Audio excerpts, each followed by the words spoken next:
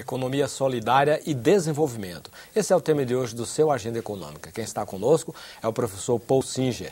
Ele é secretário nacional de Economia Solidária do Ministério do Trabalho e Emprego. Participa dessa entrevista o jornalista Davi Emerick.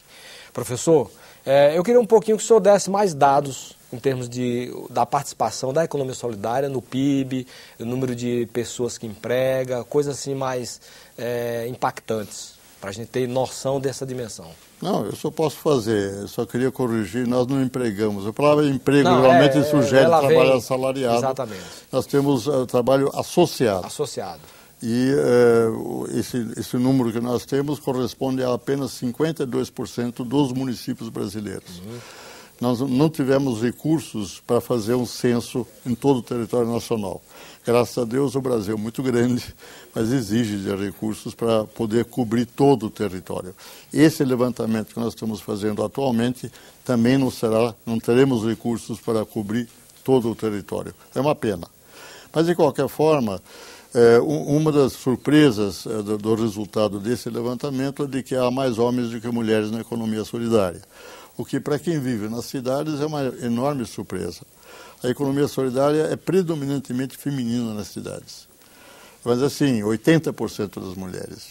Nós temos, entre outras políticas, centros públicos de economia solidária, onde se dá venda de produtos, se dá seminários, encontros, celebrações.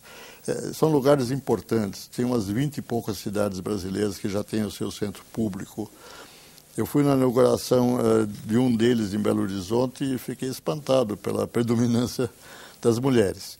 Elas são muito empreendedoras, elas são mais livres do que nós homens, a verdade é essa. O homem que perde o emprego e tem uma carteira assinada, tinha uma carreira em expectativa, ele quer outro emprego, com as mesmas garantias. Faz parte, eu diria, da honra de alguém que sustenta uma família, etc. Se ele passar dos 40 anos, a possibilidade de ele conseguir isso é mínima. É a mulher dele que vai acabar indo à luta, aceitando trabalhar na casa de família, enfim, não importa, ela não tem essas exigências. E ele fica em casa, muitas vezes, fazendo o papel dela, cuidando das crianças, arrumando a casa, etc. Eu estou falando de uma tragédia. Houve uma forte emancipação feminina no nosso país, o que me deixa assim felicíssimo, mas ao mesmo tempo colocou os homens que não se adaptaram, que não se modernizaram, numa situação, eu diria, bastante difícil, e sobretudo jovens. O que tem de jovens adolescentes largando o curso médio, porque se desesperam, sabem que nisso não vai abrir nenhuma chance de um bom emprego como eles gostariam e assim por diante. Em todas as áreas mais pobres do país, nós encontramos essa queixa da população. Tem uma enorme quantidade de jovens que não trabalham e não estudam e são, na verdade, candidatos ao crime organizado. Professor, uma coisa que, claro, é quase que um vício da gente, a comunicação, só traz um conjunto de informações e, de repente, se descobre, ou não que se descobre, mas se desvenda que tem um mundo enorme, uma coisa nova chamada economia solidária, mas que pouca que a gente conhece. Por exemplo, nós citamos no início do programa a editora argentina La Vaca, que me parece que é uma cooperativa e que está inserida dentro desse conceito de economia solidária. Com certeza. Eu diria o seguinte, como que é essa área de comunicação no Brasil? Também há editoras, há jornais, quais são os meios de comunicação para divulgar esse fenômeno novo? Fenômeno novo não, mas um fenômeno forte, o senhor falou aqui no intervalo que pode chegar até participando 2, 3% do PIB nacional.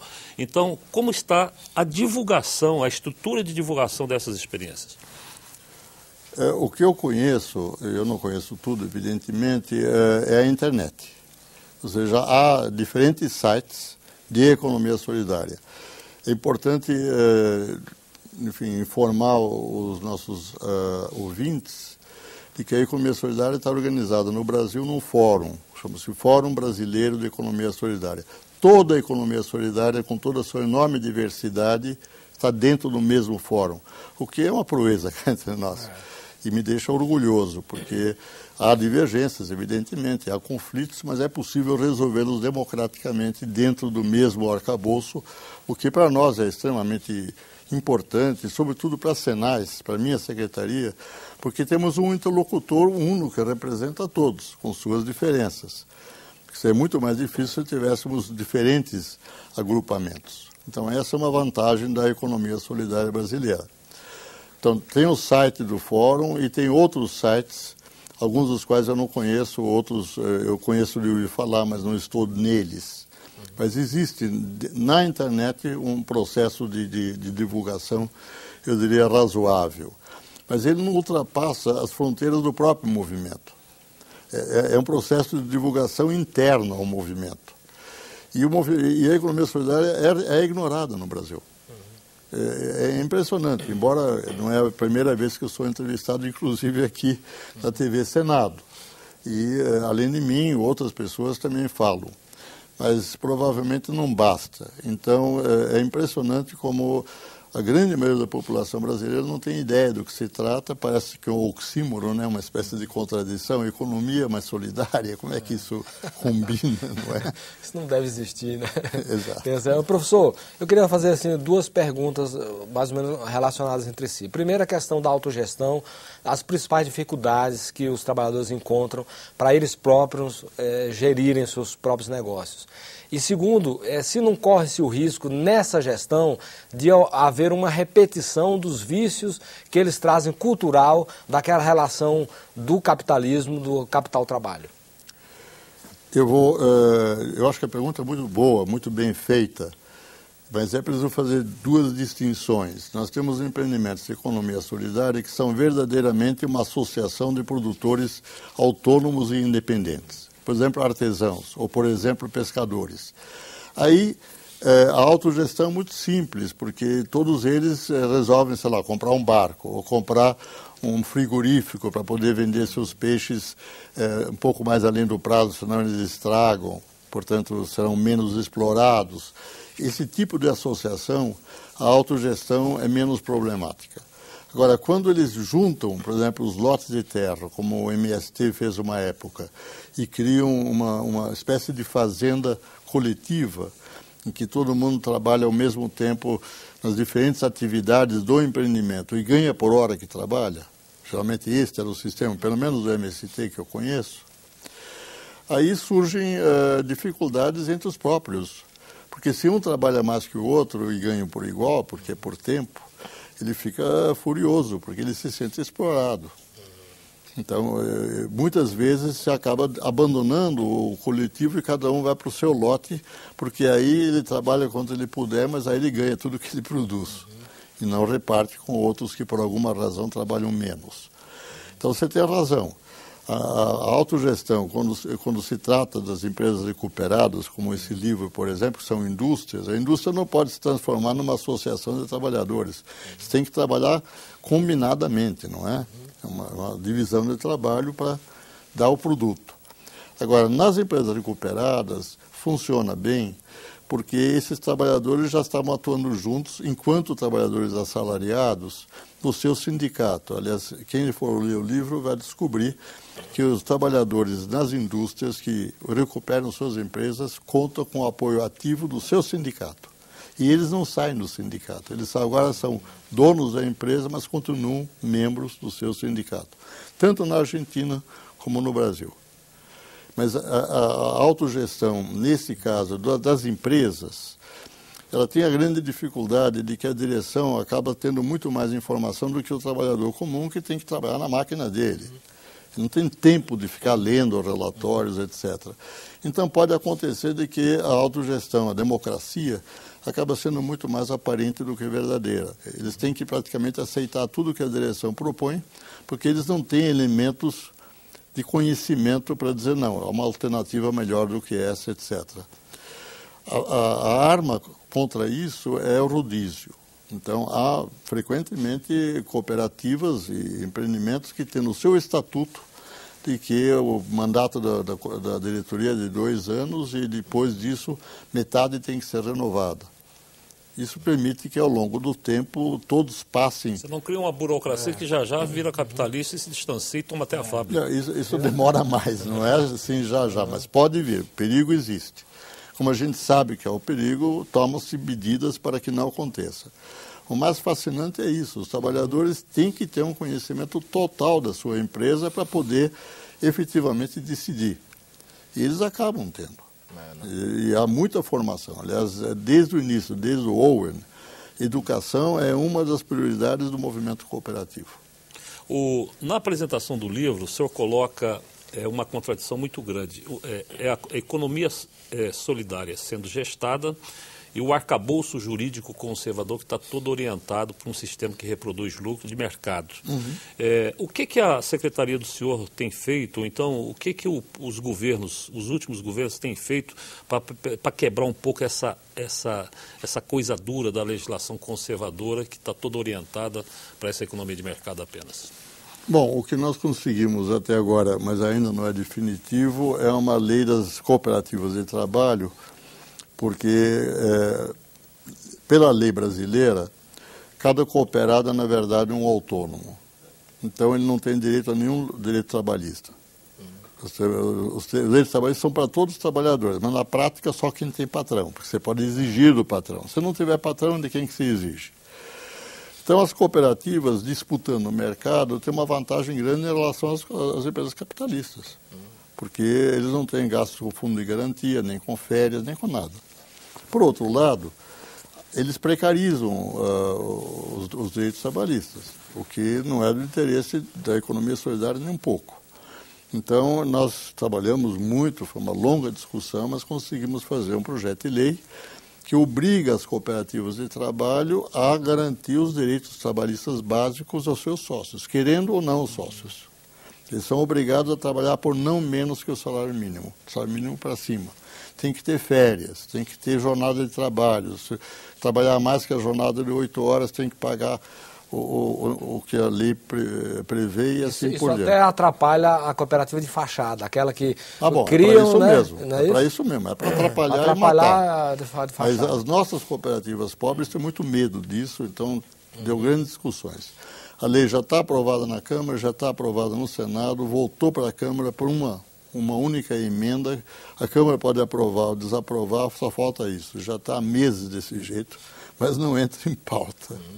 Professor, o senhor mencionou aí, en passant, a questão do crédito, e eu queria aprofundar um pouquinho. Pois não. Quer dizer, a questão de crédito é difícil, porque o sistema bancário é todo voltado para o sistema convencional. Querem garantias, querem não sei o que e tal, então quem não tem dinheiro dificilmente vai obter crédito. Né? Quem tem poucos recursos dificilmente... Quem precisa não obtém crédito. Então, como é que o sistema de economia solidária salta essa barreira? Criando o seu próprio sistema financeiro. Quer dizer, os empreendimentos de economia solidária têm poupança. Por mais pobres que sejam as pessoas, elas têm que poupar porque ocorrem doenças, acidentes, enfim, é preciso ter algum dinheiro guardado. E eles depositam isso nos bancos capitalistas, significa não há nenhum retorno em termos de crédito quando precisam. Então, nós estamos promovendo a criação de empreendimentos finanças solidárias, os quais a cooperativa de crédito é a mais elaborada. Ela já tem legislação, ela é supervisionada pelo Banco Central e elas têm crescido fortemente no Brasil. Na época do regime militar, elas foram praticamente proibidas, mas depois, com a redemocratização, nós obtivemos novamente a possibilidade de formá-las. Tem 1.500 cooperativas de crédito no Brasil hoje, tem vários bancos cooperativos. Então, isto é uma das formas. A outra é o banco comunitário, que foi inventado no conjunto Palmeiras, que é uma favela em Fortaleza, e que é um banco da Associação de Moradores. Os moradores põem a sua poupança num banco deles e eles autogerem coletivamente esse banco comunitário, e esse banco comunitário financia uma porção de atividades produtivas dos seus próprios moradores. Um banco em nível de governo, não como o BNCC, que não era bem isso, mas um banco só voltado para isso está fora de propósito, ou então está fora até do conceito? Isso não existem bancos cooperativos que são propriedade de cooperativas de crédito. As cooperativas de crédito no mundo inteiro é assim. Elas se juntam e formam um banco. Qual é a vantagem disso? É de que o dinheiro que sobra nas cooperativas de crédito, o banco pode aplicar no mercado financeiro.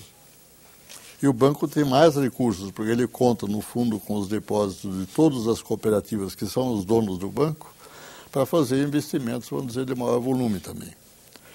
Nós não temos bancos cooperativos da economia solidária, são mais do sistema OCB, tem 2 bancos cooperativos no Brasil.